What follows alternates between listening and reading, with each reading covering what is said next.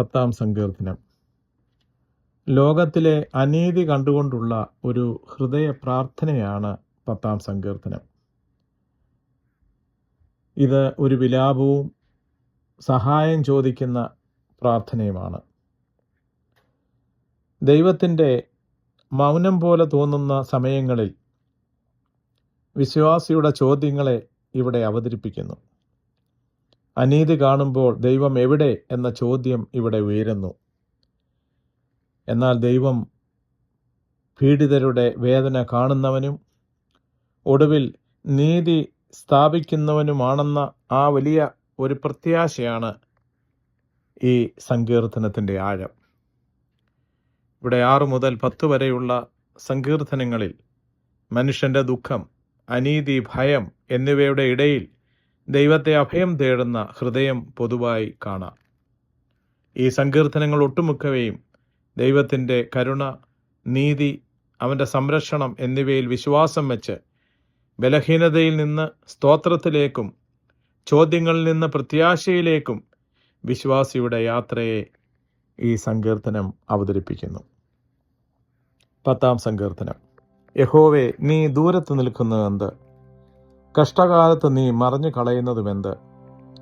ദുഷ്ടന്റെ അഹങ്കാരത്താൽ എളിയവൻ തപിക്കുന്നു.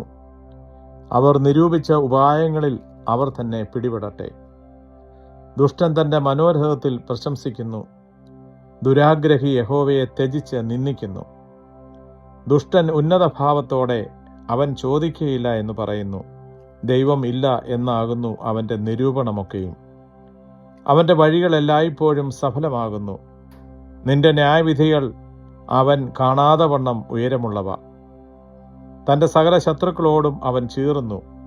ഞാൻ കുലുങ്ങുകയില്ല, ഒരു നാളും അനർത്ഥത്തിൽ വീഴുകയുമില്ല എന്ന് അവൻ തന്റെ ഹൃദയത്തിൽ പറയുന്നു. അവന്റെ വായിൽ ശാപവും വ്യാജവും സാഹസവും നിറഞ്ഞിരിക്കുന്നു. അവന്റെ നാവിൻ കീഴിൽ ദോഷവും അതിക്രമവും ഇരിക്കുന്നു.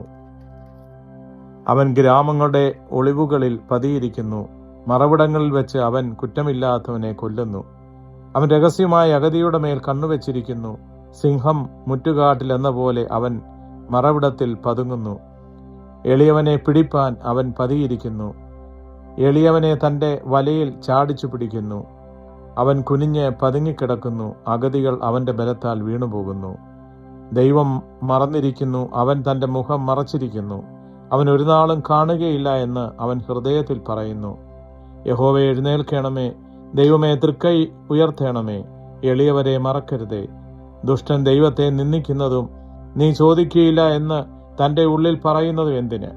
നീ അത് കണ്ടിരിക്കുന്നു. തൃക്കൈ കൊണ്ട് പകരം ചെയ്യുവാൻ ദോഷത്തെയും പകയെയും നീ നോക്കിക്കണ്ടിരിക്കുന്നു. അഗതി തന്നെത്താൻ നിങ്കൽ ഏൽപ്പിക്കുന്നു.